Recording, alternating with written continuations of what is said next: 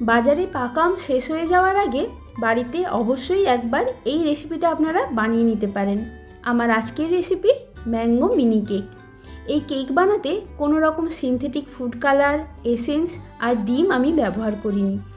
তাও এই কেকটা হবে একদম নরম তুলতুলে স্পঞ্জি, আর এতে আমের ফ্লেভারটাও কিন্তু রয়েছে খুব স্ট্রং। মাত্র 20 মিনিট সময়েই আপনারা এই কেক বানিয়ে নিতে পারেন। নমস্কার বন্ধুরা, অর্কুজ কিচেনে আপনাদের সবাইকে স্বাগত।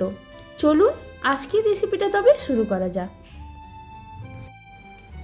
ম্যাঙ্গো মিনি কেক বানানোর জন্য আমি এখানে প্রথমে শুকনো উপকরণগুলো তৈরি করে নিচ্ছি।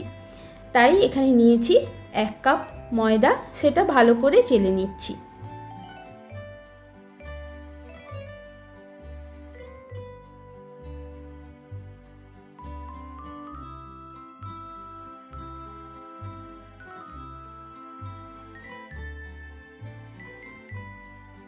এতে দিচ্ছি 1 চামচ বেকিং পাউডার আর 1/4 চামচ বেকিং সোডা।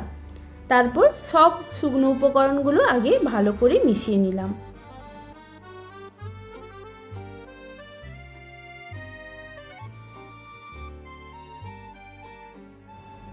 আর কেক বানাতে লাগবে অবশ্যই দুটো ভালো মানের পাকা মিষ্টি আম। এখানে আমি দুটো পাকা আম নিয়েছি।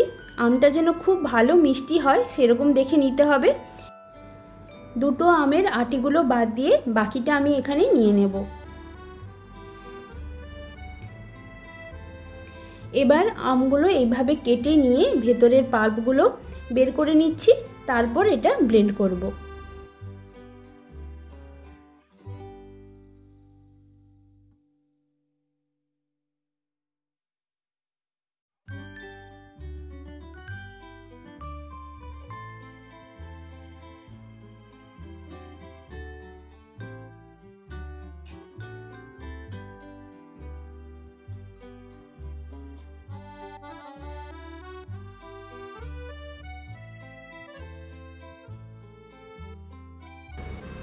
খুব ভালোভাবে এটা ব্লেন্ড করা হয়ে গেছে। এবার আমি এটা একটা কাপে নিয়ে মেপে নিচ্ছি। এখানে নেব আমি 1 কাপ, আর বাকি ব্লেন্ড করা আমটা রেখে দিচ্ছি। 1 কাপ আমের পিউরিটা আবার মিক্সির জারে নিয়ে নিচ্ছি। এতে দিচ্ছি 1/2 কাপ চিনি। চিনির পরিমাণটা আপনারা বাড়িয়ে নিতে পারেন, তবে আম যদি খুব বেশি মিষ্টি হয় এই 1/2 কাপ চিনি কিন্তু যথেষ্ট। এর মধ্যে দিচ্ছি অল্প একটু কেশর।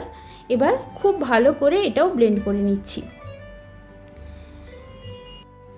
এবার একটা পাত্রে ব্লেন্ড করে নেওয়া আম, চিনি আর কেশরটা নিয়ে নিলাম।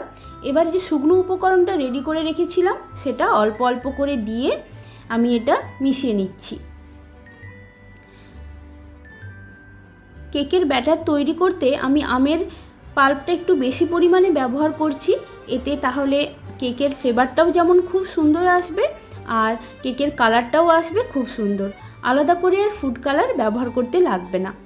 এতে দিচ্ছি 2 টেবিল চামচ গুঁড়ো দুধ, সেটাও খুব ভালো করে মিশিয়ে নিচ্ছি। প্রথমে আমি এখানে লিকুইড দুধ ব্যবহার করছি না। ব্যাটারটা যদি একটু টাইট লাগে তখনই এখানে দুধ দেব। এর মধ্যে দিচ্ছি 1/4 কাপ সাদা তেল। এবার তেলটাও খুব ভালো করে মিশিয়ে নিচ্ছি।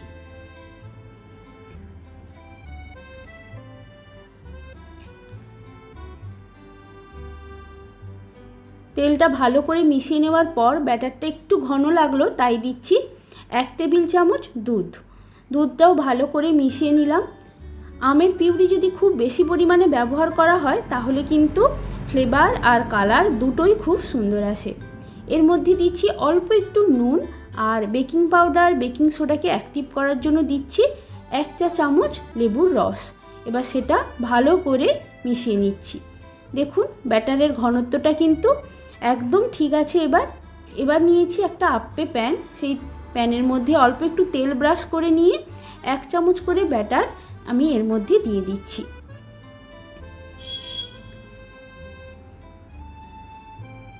দেখুন কালারটা কতটা সুন্দর এসেছে কোনো রকম ফুড কালার ব্যবহার না করেই।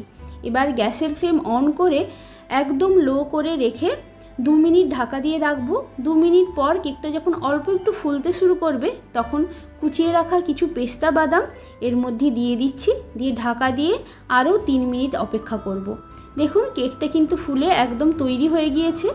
আর মাঝের যে কেকগুলো আছে ওগুলো আগে তুলে নিচ্ছি, কারণ ওখানে তাপ বেশি পরিমাণ লাগে, তাই তলাটা কিন্তু বেশ কালো হয়ে গেছে। আর বাকি কেকগুলোতে একটা কাঠি দিয়ে চেক করে নিচ্ছি, কাঠিটা একদম ক্লিন বেরিয়েছে, তার মানে কেকটা একদম তৈরি। এইভাবে বাকি ব্যাটার দিয়েও আমি কেক তৈরি করে নিচ্ছি। হাতে মাত্র 15 থেকে 20 মিনিট সময় থাকলেই আপনারা এই কেক বানিয়ে নিতে পারেন। একদম নিরামিষভাবে তৈরি, কোনো রকম সিনথেটিক ফুড কালার এসেন্স ছাড়াই। তাতে কিন্তু কেকটা বেশ সুন্দর হয়, বাচ্চাদেরকেও আপনারা এটা দিতে পারবেন। বাচ্চা থেকে বড় সবাই বেশ পছন্দ করবে। ঘুরতে ফিরতে খেতে কিন্তু এই কেক খুব ভালো লাগে। আশা করছি আজকের ভিডিওটা আপনাদের ভালো লেগেছে। ভালো লাগলে লাইক, শেয়ার আর সাবস্ক্রাইব করার অনুরোধ রইল। আজ তাহলে এ পর্যন্তই। পরের দিন আসবো আবার নতুন কোনো ভিডিও নিয়ে। ভিডিওটা পুরো দেখার জন্য ধন্যবাদ।